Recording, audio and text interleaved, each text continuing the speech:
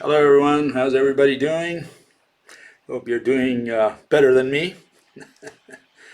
And today I'm going to be talking about the exciting ether. And so if you have something better to do, well, don't do it. Just stick around, you might learn something. Okay? I'm going to take over where I left the other day. And that was with a questionnaire that I sent all the people who believe in and propose the ether.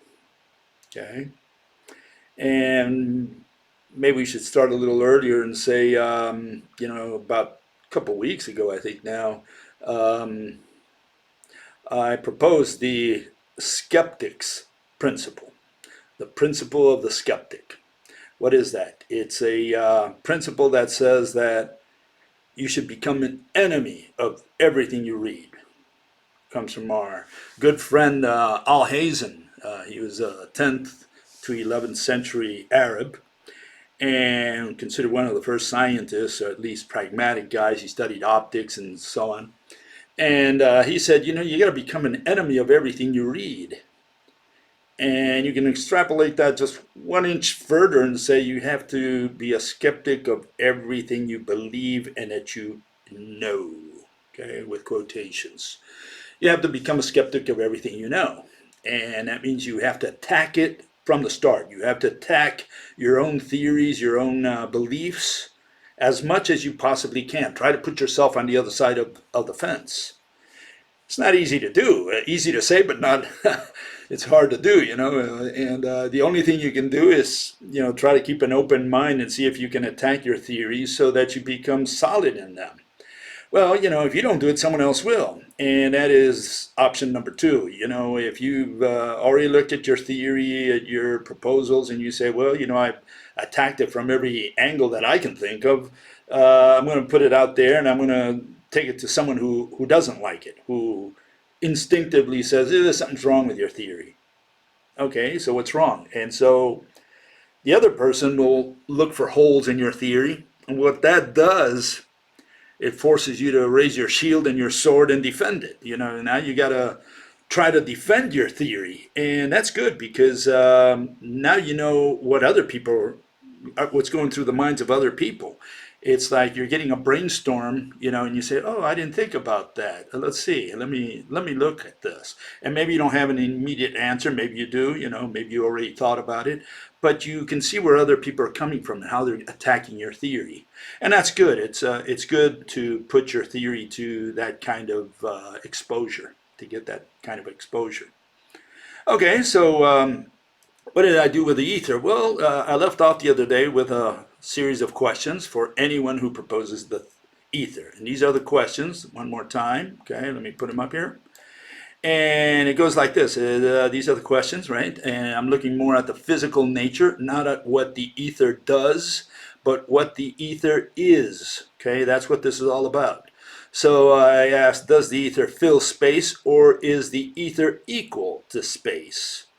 And by space, I also mean vacuum. People think that space is something different than vacuum, and I'll be talking about that in a minute, but space and vacuum are the same thing, and nothing are the same thing as far as I'm concerned. And someone who says those words are not synonyms has to justify that to me. Okay.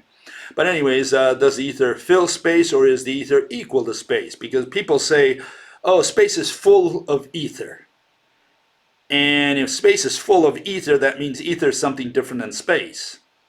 And if ether is space, then we don't need that other word. They're synonyms, and we don't need that other word ether, or we don't need the word space. We just say, oh, the ether. So are we talking about two different entities, or is it one and the same?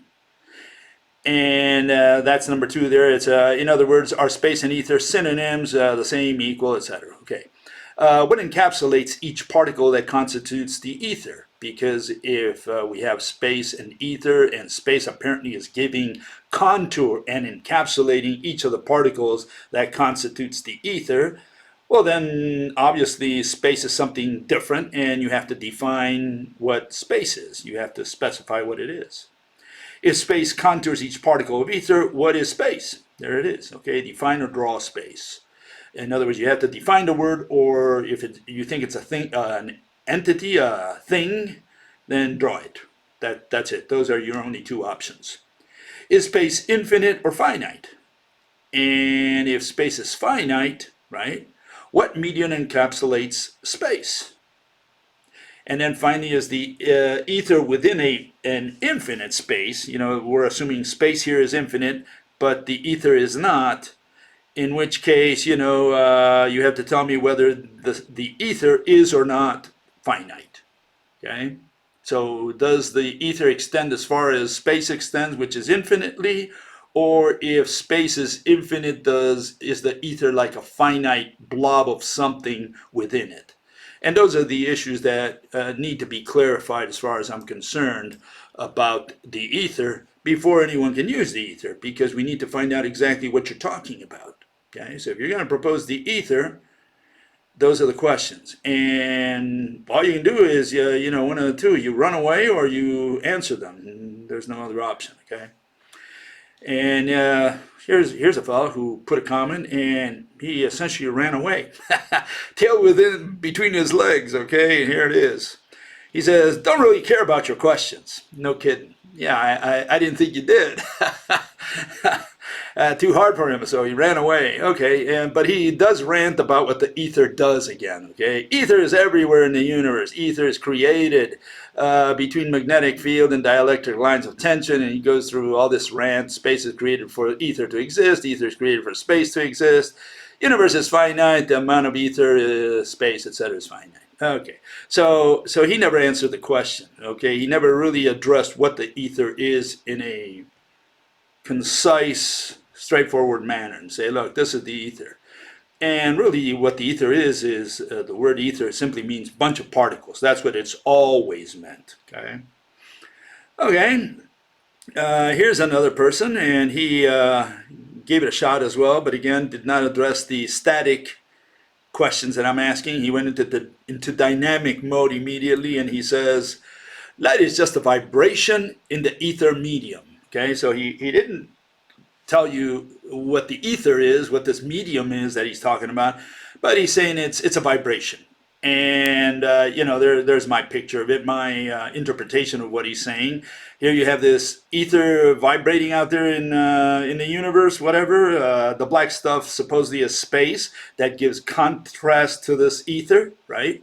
And then in one location somewhere in the universe, or in many locations, obviously, we have a vibration of these particles, and that's going to be light. Okay, that's essentially what he's saying. Light is just a vibration in the ether medium. Okay, and so what we first need to do is compel this to stand still. We want to stop any motion because we want to identify the object, and so that's what we do. We stop the motion. And there it is. Now we can breathe easy. Now we can see what we're talking about, okay? And what we see is, again, a bunch of particles. That's all the ether is. So what does he say to this? Well, he in other words, what are we staring at? What is this ether stuff? And he says, well, this is what they are. He says the medium is dipolar electrons and positron pairs, particles that repel each other. Okay, he said a mouthful there because here we have the electron and positron. Okay, he says that forms the ether, but he still has not told me what the black stuff is. That's what I want to know. I want to know what the black stuff is. I want to know what contours each one of these two particles. And then he's got a second issue there that, he says, oh, they repel each other. Okay, so how do they do it? I mean, do they do it, the plus sign just hits the negative sign? Is that how they bump away? I mean, why would they repel each other? Why do all these particles repel each other? Is it, what is the physical reason? That's what I want to know, okay? Or why would they attract, assuming they do also attract. But here we have a positive and negative. They repel each other, and we don't know why they repel each other because, at least in mathematics, positive attracts negative. I mean, they would repel each other if both of them were positive or both of them negative. But here we have an electron, which is known to be negative, positron, which is supposedly a positive electron. You can think of it that way. And positive attracts negative, and they should, in fact, they do theorize that these two things come together and annihilate each other. So why they repel each other, we have no idea. But the most important part is that we still don't know what the black stuff is, and that black stuff is what I'm trying to get to with my questions. Okay, so it's important that we're trying to get to the bottom of the black stuff, the thing that contours the last particle in the universe. You can't just keep saying, well, a particle is contoured by particles, which is contoured by more particles. You can't do that. At some point, the buck has to stop. Okay, somewhere. Okay, and he continues and he makes another statement. He says, matter is a crystalline structure of photons, ether medium particles squeezed into a crystalline structure. But then he follows that up and says, quantum ether cannot have material existence. What is their problem here? The problem is that he starts out saying matter is blah blah blah, and then he says quantum is not matter. It's not have material. It cannot have material existence. And so we have to look up the word matter. Here's the Wikipedia, and to find out what matter is according to quantum mechanics. And it says in classical physics and general chemistry, right? So we're not talking about quantum, right? Matter is any substance that has mass and takes up space by having volume. It does not include massless particles such as photons or other energy phenomena or waves such as light or sound. Matter exists in various states: solids, liquid, gas, and also they say plasma, Bose-Einstein condensates, fermionic condensates, quark-gluon plasma, etc. So they have these different states. So what are they referring to? Well, they're saying anything that has volume and takes up space and has mass. Okay. And they continue. It says, now they get to the quantum part. Okay, here's the fine print. Usually atoms can be imagined as a nucleus of protons and neutrons and a surrounding cloud of orbiting electrons which take up space. However, this is only somewhat correct. So there you get the fine print. Because subatomic particles and their properties are governed by their quantum nature, which means they do not act as everyday objects appear to act. They can act like waves as well as particles, and they do not have well-defined sizes or positions. Okay, so there's the qualifier, okay? In the standard model of particle physics, matter is not a fundamental concept because the elementary constituents of atoms are quantum entities which do not have an inherent size or volume in everyday sense of the word. So with that, they were able to weasel out of the definition. They don't have a definition of matter. Because you say, well, is an electron matter? Well, it is a matter when it's a particle and it has volume and it has mass, but when it's spread out and turns into a wave, well, at that point, well, all bets are off. We don't call it matter anymore. Now we call it energy. And so, when matter turns into energy, well, we're talking about a different word and we don't know what energy is. And so, we're left with this, what is matter? I mean, is an electron matter or not? And the other issue with that is that, they say that even macroscopic particles, right, also have wave-like characteristics. In other words, even we beings, humans, we have wave-like characteristics. It's just that, it's more visible or more detectable or more measurable in subatomic particles. Those vibrate. And so you say, oh yeah, it could be a wave, it could be a particle. But us, we're so concentrated, in ourselves, in our bodies, the rock, that it does vibrate, but its vibration is minimal compared to its particle nature, to its, to the fact that it's an object, that it occupies a definite space. And so, for that matter, then nothing is matter, because if everything vibrates in the universe, and, we can't call anything matter. And that's why they can't define the word. So the bottom line, there is no definition for the word matter. And so when this fella here says, that, where is it? That matter is blah, blah, blah. And then he says, but quantum ether cannot have material existence. Well, at this point, we don't know what he's talking about. And what does that mean? I mean, the ether is there or is not? What do you mean it doesn't have material existence? There's nothing there, or is there something there? So on the one hand, they say, well, look, it's made of particle and antiparticle pairs, but there's no physical existence. So it's like we're saying, what contours each thing in the universe? What contours the moon? What's around the moon? And they say, well, it's the ether. Is that matter? Because I mean, it's made out of particle and antiparticle pairs, right? That sea in which the moon swims, that ocean. And the answer is, well, yeah, but we can't consider that matter. Why? Because it's spread out into waves, and they jumble up the answer, and they say, well, we don't want to deal with that issue. We don't know what matter is. So they use the word matter, and then they say, well, it's not material. And you say, what did you mean by that? Oh, we don't know, because we don't have a definition for matter. That's the answer. Okay, so how do we do it in rational science? In science, we have no problem. Rational physics defines these things very precisely so that you can follow the presenter's presentation.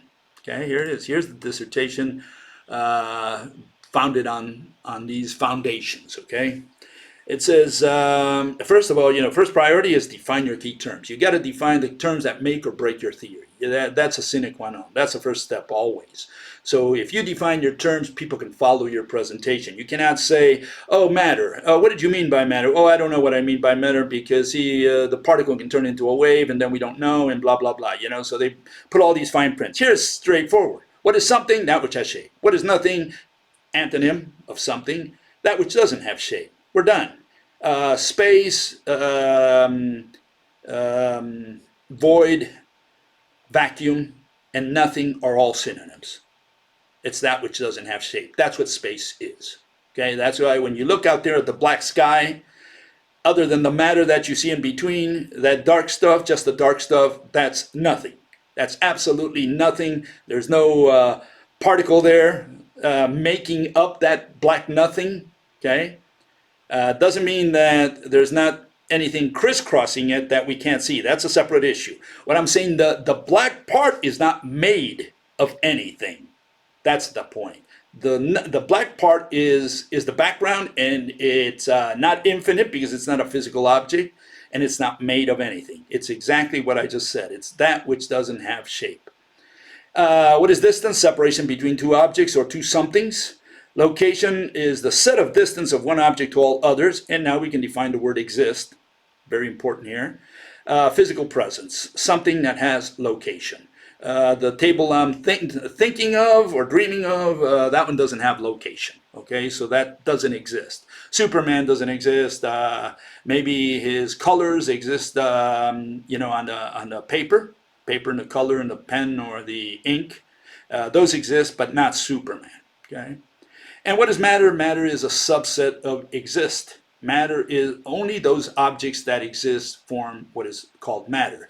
Objects that don't exist, like the ones I'm thinking about, the table that I'm thinking of, those do not form part of matter. So what does that mean in practical terms? Well, here we have good old God. And, if we take God of the Old Testament, whether it's the creator of the universe or the flaming bush that we find in Moses, well, those two can be considered objects, and we have a starting point. We can say those can have the ability to exist. In other words, they can be said to exist. The one that cannot be said to exist is the God of the New Testament, because that God, he's love, he's spirit, maybe he's intelligence. He's a bunch of concepts, and concepts cannot exist in physics. Maybe they can exist in religion, in ordinary speech, in non-scientific language. In scientific language, you have to follow the definition. What is the definition? An object that has location. God wants to exist, he's got to be an object first. He's got to be something. He's got to be an entity. He's got to be a medium. All these words are synonyms, by the way. So he's got to be something. And once he's something, that's not enough. He can't be a something in your brain. He's got to be something out there that has location, has distance with respect to you. And only then can God be said to exist. So God exists or not by definition, not because you believe in God. And that destroys atheism and theism and agnosticism in one shot. Okay, so what do we have here? Here we have another fellow, and he says that his ether is infinite. Okay, in fact, it's both. It's infinite, and he says it's finite at the same time. Just like fractal physics, whatever fractal nonsense that is. Okay, in physics, there's no such thing as infinite and finite at the same time.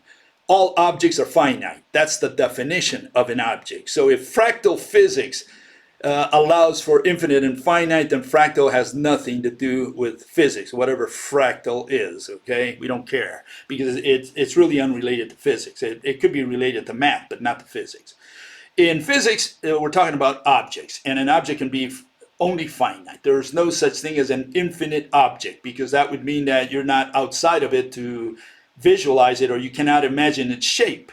And that's what an object is, that which has shape. So there's no such thing as an infinite object. The word infinite can only be used because it's an adjective, can only be used in the context of objects.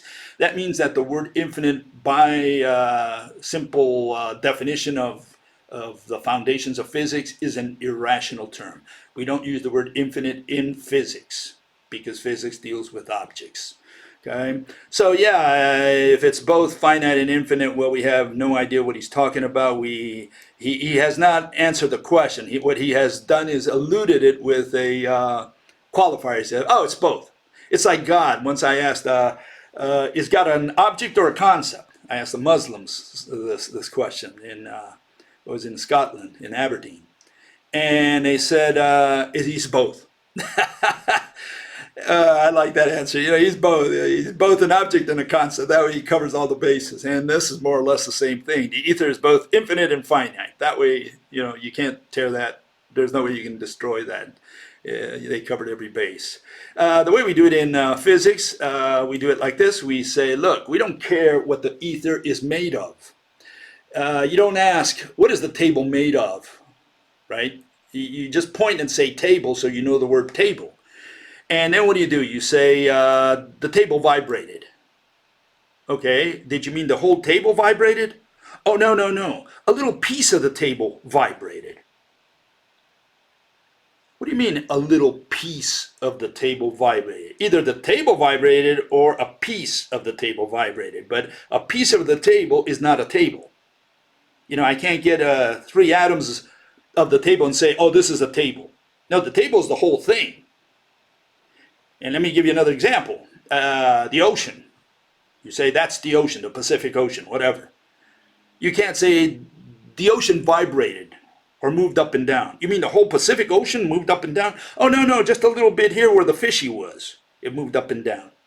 Well, that's not the ocean. You know, you can say that's the water over here, but you can't say that's the ocean that moved up and down. The ocean's the whole thing. That's how the word is used. And the ether is the same thing. You cannot say, oh, the ether vibrated. What do you mean the ether vibrated? You mean the whole universe vibrated? Well, no, no, just this little piece here, and we call that light. You can't do that. You can't say a piece of the ether is the ether.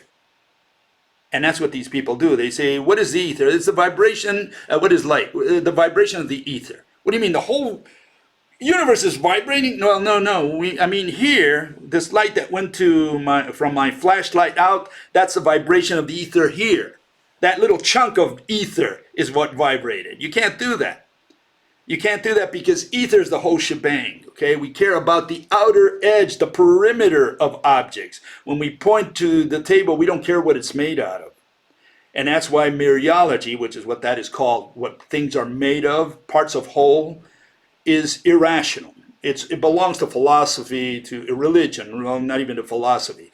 In physics, we don't deal with mereology. It's parts of whole and temporal parts and all that nonsense that the philosophers at the Stanford Philosophy, Encyclopedia of Philosophy do.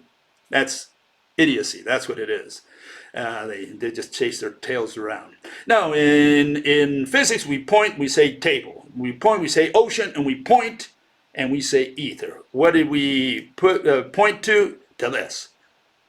And you say, well, but the ether is made of, we don't care what it's made of. Period. That's the ether. The ether is that whole shebang. If you're going to talk about a piece of the ether, then talk about the piece of the ether. Don't tell me that the ether vibrated, because then we get confused. We're saying, hold it, the whole universe is vibrating, or the whole universe shook for this little thing to go from my flashlight to the mirror. No, just over here. Well, then it's something else. Then it's not the ether. The ether, we have to use the word consistently. The ether refers to the whole ocean. Okay? And just one more comment, because a couple people put this up there and it just offends me. And one person said, can't the ropes that exist through space be considered the ether? And another person, I think it was the fractal woman, which I'm going to talk about in a minute, she says the vortex pairs, which are functionally identical to dipoles, are what make up Bill Gates' ropes. The vortex pairs self-organize into DNA-like ropes that connect all particles together. My ether model gives a logical reason for their existence. Absolutely not. Not. They want to turn my bunch of ropes into an ether, like a background. No, because the ropes crisscross, and that's the background radiation, cosmic,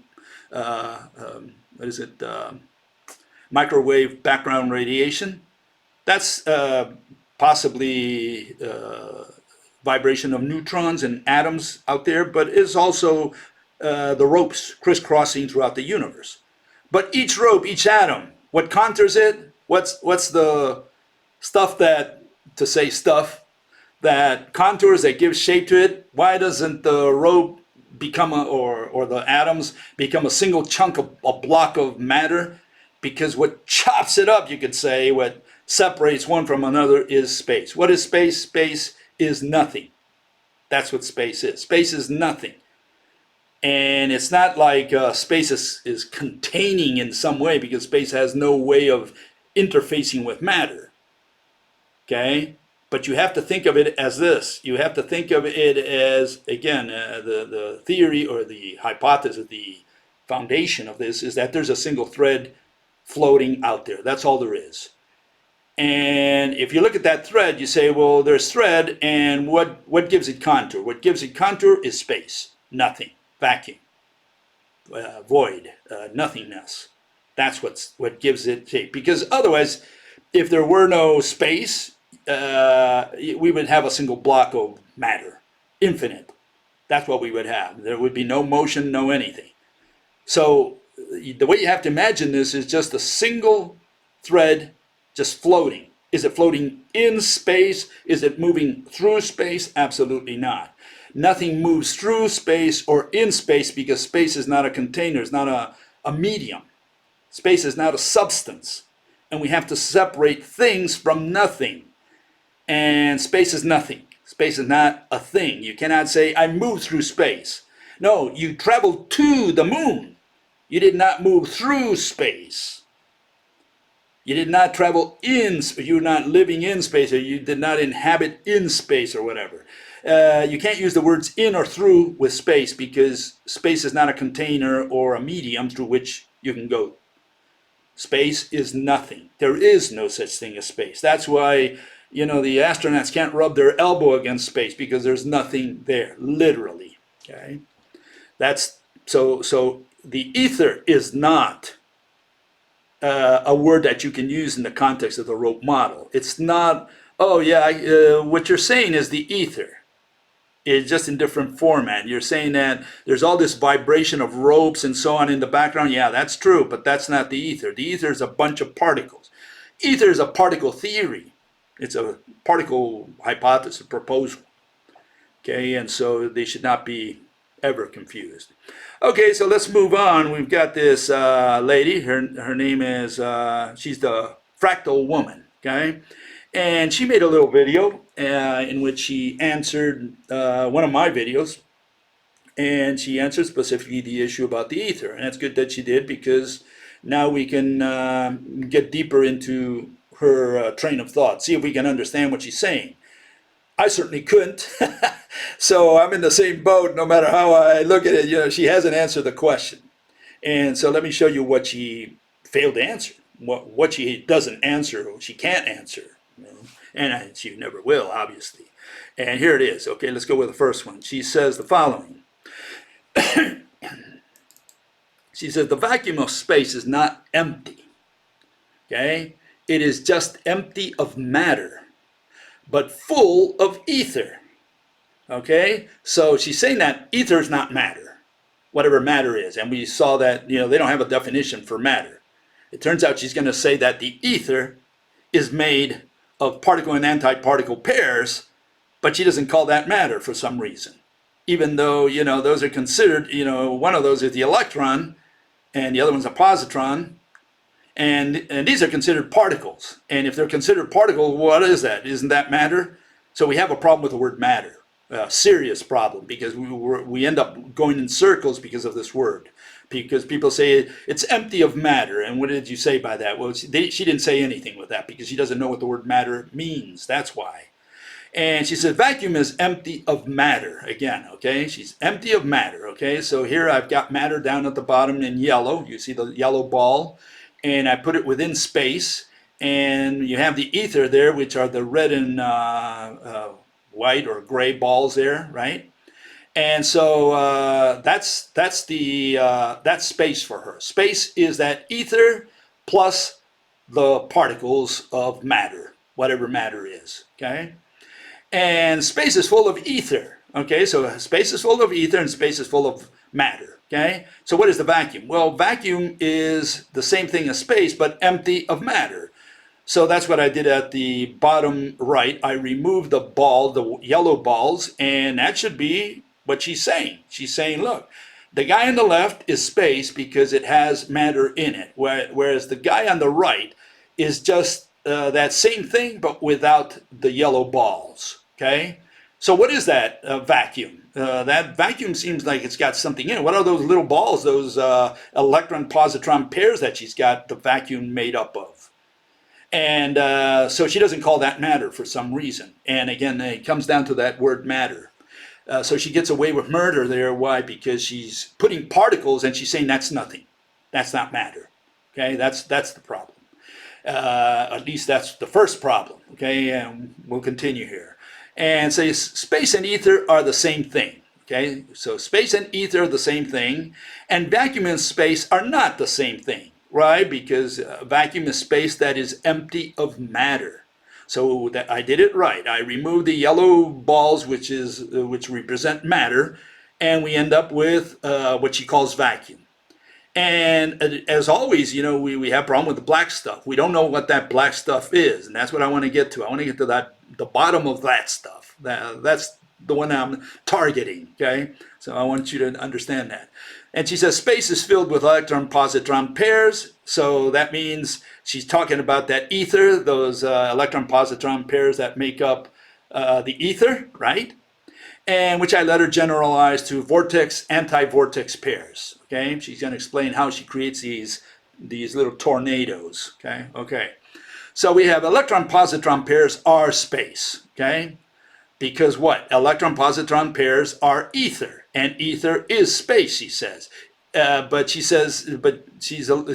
keeps missing, when she says that, she keeps missing the part about matter, because space and ether cannot be exactly the same, because ether are the red and white balls, whereas the matter are the yellow balls. And so ether and space are not the same thing if space must include matter. Okay? Because she says that if we remove matter, space would not exist, because she would not have distance between objects. And again, she doesn't consider the little red and white balls there. She doesn't consider that matter. She doesn't consider that anything. I don't know what she considers that to be, especially when she says that they're electron-positron pairs, which are supposedly particles. So again, we have this problem where these people just keep running around in circles. And she says, I call space a vacuum when there are no particles of matter in that region. Okay, great. Space and ether and space in my electron-positron pair medium are the same thing. Okay, so it's very clear. space would not exist if this medium would not exist. There she goes. She says, if the medium wasn't there, space would not exist. Okay? And again, we have a problem because we need to figure out if space is equal to the ether, which is just the red and white balls, or space includes the particles. Obviously, she means that space includes the particles. Therefore, space is not the same thing as the ether, as she says. Okay, so she's got a contradiction there she's got to resolve. Because if space is the same thing as ether, then it's the same thing as vacuum, which is what we have on the right. Vacuum is equal to the ether, and still we have no idea what the black stuff is as of this moment. She's going to get to that in a minute. So she says, so space is the medium and vacuum is when there are no particles in that medium, when space is empty, when it's got nothing in it, nothing meaning matter, because we do have something, and those something are the electron-positron pairs. Isn't that something? I mean, what is that? So this is the problem. She keeps running around in circles. She thought she answered the question. She hasn't. Okay? And she says, if all the matter disappeared in the universe and all the vortex-anti-vortex pairs disappeared from the universe, there would be no space. Yeah, so what would be? All we would have is the black stuff. And what is the black stuff? That's what we want to get to. So she hasn't yet addressed that issue. Okay, so she does address that in the next one. So let's get to the next one. She tells us what the black stuff is. And that's what I wanted to know. You know, what is this black stuff? She says, because the black stuff supposedly gives shape to the particles. That's why I want to know what the black stuff is. And she says the background for the particle is the vortex-anti-vortex C. Okay, so the black stuff there that you see is the vortex-anti-vortex C. Okay, and a part of the C of vortex-anti-vortex pairs. Okay, whatever that means. And okay. And the background for that is the BEC, the Bose-Einstein condensate. Okay? In the BEC, right, the background of the vortex-anti-vortex pairs is the BEC itself. Oh, I love that one, because that means he's saying, what is the BEC? Well, if you look it up, it's a gas. That's what BEC means. Okay? BEC is just a gas that's a very low temperature. That's all BEC means. That's the Bose-Einstein condensate. Okay? It's just a gas that's been cooled down to near absolute zero. That's all it is. And so they say it has different properties and they call it a different state of matter. That's all it is. Okay? It's just another type of plasma, you could say, where plasma goes to the other end, it's heated up, atoms that are being ionized. Well, this is another type of experiment where you freeze the gas and you find that it's got different properties at near 0 Kelvin. Okay, so that's what the Bose-Einstein condensate is. So it's gas. And there I illustrated, I put different colors, and she says that the yellow and, the green and pink one there, little balls, those are going to be the black stuff. The black stuff is made of all those little balls. And that, what she says, provides the contour to the ether, to the, electron-positron pairs. So we've got this gas that she fills in there, and that gas gives the background to the electron-positron pairs that form the ether. Okay, so we're getting, I guess, to the bottom of things here. Are we? I want to know what the black stuff now that contours each BEC atom, because we're talking about a gas, but I'll assume they're just particles. So what contours each one of those particles? That's what I want to know. I want to always know what the black stuff is. And she hasn't told me what the black stuff is. She's telling me the black stuff is the BEC behind the BEC. It's the same contour to the BEC. She says it there. She says the background of the vortex-anti-vortex pairs is the BEC itself. The universe began as a Bose-Einstein condensate at a very super low temperature. At absolute zero or very close to it, you get a BEC. Then as you either spin it up or warm it up, you begin to see the formation of vortex-anti-vortex pairs.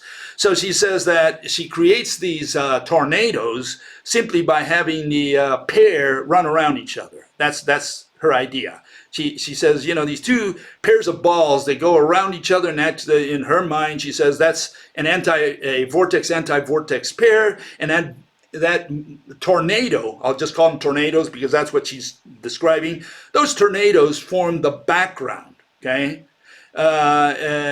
She says she gets a BEC. Well, that's not totally true because, again, the BEC is not a tornado according to the official literature. The official literature says it's a gas, and a gas is made out of atoms. She doesn't understand that, okay? So that's her problem. Then as you either spin it up or warm it up, you begin to see the formation of vortex anti-vortex pairs. So the background of a BEC is pure inertia. Now she says that the background is a concept. She's saying that we have this thing called inertia, which she defines as resistance to change. So she says the background is resistance. Resistance is a concept. It's like saying love is the background or intelligence is the background. What meaning can it have to say that the background of a BEC is a concept, an abstract concept, a mathematical concept? So again, she doesn't make any sense whatsoever. She never has defined what the black stuff is. She just eluded it with more nonsense that she included one right after another, saying, well, this is backed by this, and this is backed by that, and that's backed by something else.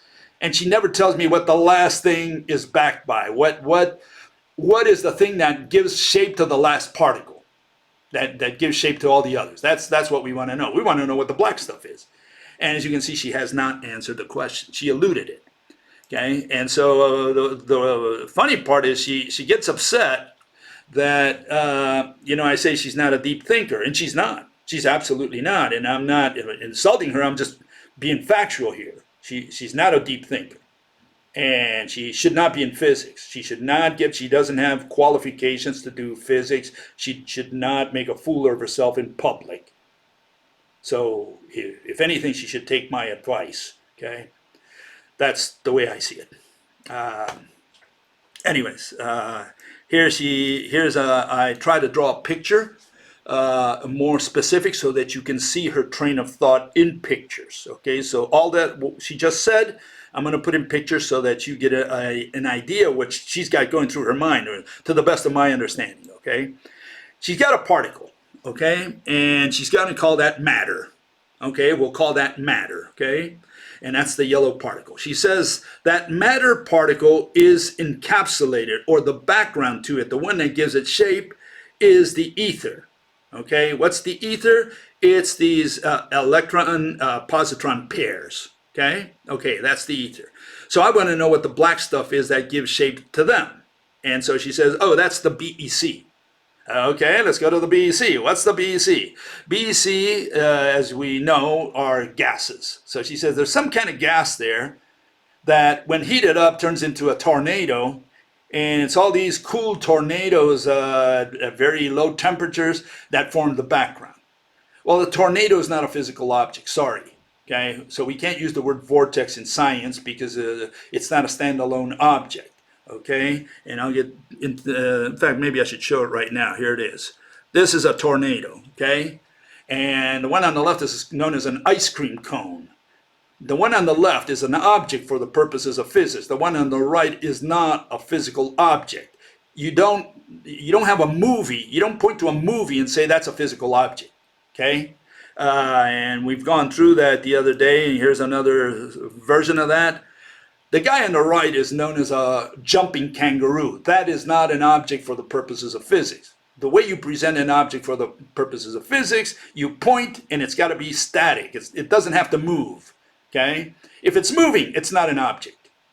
And what she says is that this, her vortex, she's saying the guy on the right there, she says that's a physical object, and that's not a physical object. So she doesn't understand the foundations of physics, okay? And of course, then she says, okay, so she's got these tornadoes, okay? And so I want to take my microscope and go and see what those little particles are. So here on the right, I'm seeing it directly. I'm saying, look, I have a BEC gas particle, and that's the one in the center. And she says, the background to that is also a BEC, another bunch of particles. Okay, so I put it in six. I enclosed it or encapsulated in 6 particles there. What's the black stuff? What gives shape to each one of the BEC gas particles? That's what we want to know. And she never answers the question. She never will. And let me tell you why. Because since the days of the Greeks, they realized the problem. They said, you can't continue just saying, well, this is backed by this, and that's backed by that, and that's backed by something else. At some point, the buck has to stop. You can't keep putting objects and saying an object serves as background or contours another object. This is not like you say, you put a ball in a box and say, well, where's the ball? Well, the ball is in the box, and or in an ocean, right? You put a fish in an ocean, so you say, well, what contours the fish? The ocean. Well, what contours the ocean? What's the air? Well, what contours the air? Because the air, surrounds the Earth. And at some point, you got to reach space, and you got to address what space is, and it better not be an object, because if space is an object, then you got to tell me what contours space. And it's just going to go to infinity. What are you going to say? The fourth dimension? Is that your answer? And then you say, well, what's the fourth dimension? Well, we don't know what it is. And that's the end of it. That's the fine print, and we're done. You can't go beyond that point. And that's the problem with mathematical physics today. They don't have an answer to what encapsulates it all. The last thing, the thing that you say encapsulates everything else, I want to know what encapsulates that. And you can't have an object. You have to at some point say, look, what encapsulates everything is nothing. What is nothing? That which doesn't have shape. We're done. And now we know what nothing is when something is, because they're opposites, they're antonyms, and we can use them consistently in a dissertation. That's the foundations of rational physics. Okay, here I have another version of what this fractal lady said. She wants to go into what the difference between classical particles, which I guess form matter, and what is not matter, which is also matter, but I guess in her mind, they're not matter. She says classical particles are unpaired vortices. Unpaired. That word is critical in her description. She says classical particles are unpaired vortices such as protons and electrons and atoms and ions. Okay, great.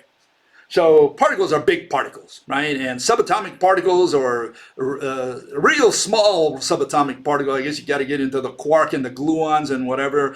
Those are the ones that are borderline. Those are the ones that are not clear what they are, But she says vortex, anti-vortex pairs are not classical particles. Great. Okay, so these vortices are not particles. Why? Because she sees them as tornadoes. She said they're particles that are moving. Yeah, and a moving particle is not a particle. It's not a particle by definition, because a particle has to be something static. And a vortex, she's building motion in that word. She's already got a motion in there, and if it's got motion, it's not a static standalone object. They're basically neutral. So she's not telling us what it is. She's telling us what it ain't. She's saying they're basically neutral. What does that mean? What does it mean it's neutral? Well, except that they have a tiny dipole moment. I don't care if it's got, a tripole moment. What the hell does that have to do with identifying what a vortex anti-vortex pair is, or what the BEC is, or what the ether is? I need to get to the bottom of the black stuff. I want to know what the black stuff. She's eluding the question. She's never telling us what this non-matter is. She calls it matter, but she treats it as non-matter. Okay, she says the matter is swimming within this non-matter. That's essentially what she's saying. And she said, and that's what makes them line up in the presence of matter. Now she's talking about their behavior, not what they are. And she continues with all that. And she says, when a particle and antiparticle come together, and listen to this, when a particle and antiparticle come together, when an electron and a positron come together, they annihilate.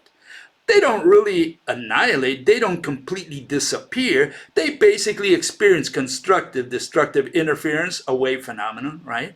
And they come together to form a vortex-anti-vortex pair, and they fall back into the sea. They become part of the original vortex-anti-vortex sea, which we still have no idea what it is, okay?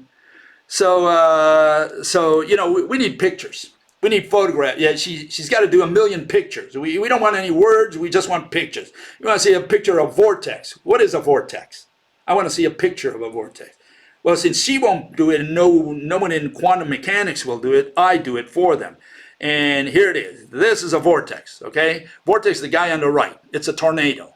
And what we need to know is what all those things that are moving around are. Are we looking at dust? Are we looking at sand? Are we looking at, is that water that's spinning around? We need to find out what the little things that are moving around are. Those are the objects. The vortex is what the objects do. Vortex is a verb. So you can't say the vortex did this, the vortex did that. Not in physics. Maybe in religion you can, but not in physics. That's the point. And to get that notion across, what it costs, it's just murder. I mean, okay. Here's another thing that she says. You can see she's not a deep thinker at all. She thinks she is, but she should look in the mirror. Space is not a container. Listen to this. Space is not a container. Space is a medium, not a container. Okay? Space is full. It's not something that you fill. Space is already full, so you don't need to fill it. Great. Okay. She's doing word wizardry there. Okay, but full is not the right word. Permeate, I think, is a better word. Great. Okay, we'll use permeate. No problem. Space is permeated with electron-positron pairs, and that's what space is. Great. Now what does she say next? She says, we're going to put things inside space. So now she treats it as a container, which she just denied, when we put matter inside space. Matter can be contained within space. So space is not a container, but it is a container. Matter is in space. There's no such thing as nothing, and there's no such thing as infinite. So, not a deep thinker, not at all. She says she's careful with her words. She's not. She's not at all. She should not be in this business whatsoever. And so here's a synthesis of all her arguments. I try to see if I can summarize this. She says space is not equal to vacuum. Great. Then she says space is equal to ether. Okay, great. But then she says that vacuum is also equal to ether. And so we have a problem, because she really meant, when she said that, in the second one there, she says space is really equal to ether plus matter, because that's what she thinks of space. She says without matter there is no space. Okay, so the issue here is that, space is equal to ether. But, and she says this, these are words that I'm taking out of her writing. I'm not inventing this stuff. And then she says vacuum is also equal to ether, because she says vacuum is space without matter. And that's the ether. That's what's left. And then she says vacuum is not empty. So again, she's referring to the ether.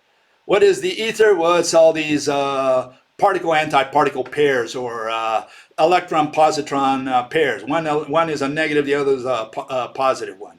So that's, and she doesn't call that matter. She doesn't call that a thing, even though she puts two little balls there, because she says, look, this guy's an electron, that's a positron, but she doesn't consider those matter. That's not matter. That's not, that's something else, whatever that is. Then she makes the error there that she says space is not a container. Then she says space is a medium. You dummy. And then she says, well, space contains particles. So it is a container. She's treating it as a container. So I don't care if it is, but she treats it as one. And then she says, another discussion we had is, she says, the ether is like the Dirac sea. And she says that I was being too stringent with my interpretation. She said it's like the Dirac sea, not that it is the Dirac sea. But the Dirac sea is infinite. That's how the Dirac sea wasn't defined. What was she referring to when she said it's like the Dirac sea? Was she referring to the smell? Maybe the sound that Dirac sea makes? I mean, I don't know what she was referring to. Dirac sea is a bunch of particles, positrons and electrons, which are infinite. And she's saying the same thing. She's saying, look, the ether is just a bunch of positrons and electrons, but hers is finite. Then in what way is it like the Dirac sea if the Dirac sea is infinite? So again, saying that it's like the Dirac sea is very confusing. She should not use that analogy, because the Dirac sea is infinite. If she says her ether is like the Dirac sea, she's saying her ether is infinite. That's what she's saying, whether she knows it or not. And then, she says the ether is a sea of electrons, electron-positron pairs, which is equal to the vortex-anti-vortex medium. Great. What contours them? Well, it's the BEC. And what contours the BEC? Well, it's also the BEC. So we have particles contouring particles. She never tells it what gives shape to each particle, what what encapsulates each particle, the black stuff. And then the other one is, the last one, she says, well, space does not exist. And obviously she never defined the word exist, so we have no idea what she means by exist. And she doesn't know what the word matter means because she doesn't have a good idea of what that word means because quantum doesn't have a good idea what matter means. You know, right now they don't have a definition for the word matter. They have a very sliding scale. In other words, they use it any way they want. When they want to say that's not matter and this is matter, you know, it's just arbitrary. They have no idea what matter is. And so she says space would not exist if it had no matter. Unless she defines exist and matter, we have no idea what she's talking about. She says nothing doesn't exist. Again, if she doesn't define exist, we don't know what that is. And she hasn't defined nothing, so we don't know what that is. And she says infinite does not exist, infinity or whatever, or an infinite object or whatever. And again, we don't know what she's talking about until she defines these terms. And that's why in physics, we begin by defining, you know, terms. We need to know up front what your words mean. Unless you define your terms, no one can follow your dissertation. And the key words, at least in this dissertation, are ether. What is ether? Is it an object or a concept? If it's an object, point to it, just like you would point to a table. And we're talking about the outer shape of it. And if it's a concept, define it. Tell me what you mean by that word. Same with exist, same with space, same with nothing. Okay? You got to define these terms. And if you're going to present them as objects, and you're going to say, well, it's made out of particles. Okay, I want you to draw it. And I don't want you to draw what it's made of. You don't say, look, a table is made out of molecules. I don't care what it's made of. What is a table? Table is what I point to. It's that whole thing. That's a table. I point to the ocean. That's the whole thing. Point to a tree. I'm pointing not to a leaf, to the little, liquids that flow within the leaf. No, I'm pointing to the whole tree. So tree means the whole thing. You can't say, well, the tree vibrated. You mean the whole tree vibrated? No, just a little bit here. That's not the tree vibrated. Okay? And this is where the problem with the ether is. These people are vibrating the entire universe every time they talk about vibration of the ether. That's what they're doing, whether they know it or not. And, you know, to finish off, we can find out, you know, what these particles are ultimately. And for that, we have to go to quantum. And this is what a particle is. It's a vibration of a field. What is a field? Well, it's a bunch of values from an object outwards. And so each one of those points is really a mathematical value with a unit. And they're saying this unit, this value, this number is vibrating. That's what they're saying. That's what the quantum mechanics are saying. But okay, let's look at it from a physical standpoint. This is what they probably have in mind, something similar to this. You have this spider web. It's a three-dimensional spider web. It extends all the way to the edge of space-time. It's infinite, in other words, according to them.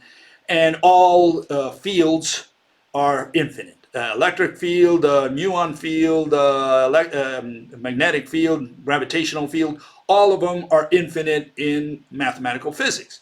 So this is the best way I can illustrate this. I'm saying, look, this is what we have here is a spider's web. And then this little particle, that's called a particle in quantum mechanics.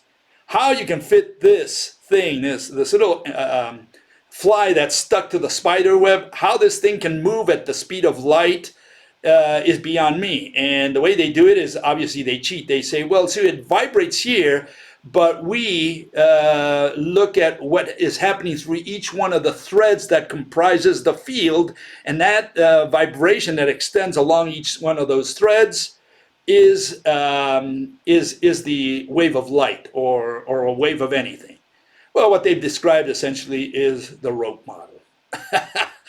So if that's the quantum model, all they did was, make a full turn and arrive at the rope model. Everything in the universe is interconnected, okay? Physically interconnected.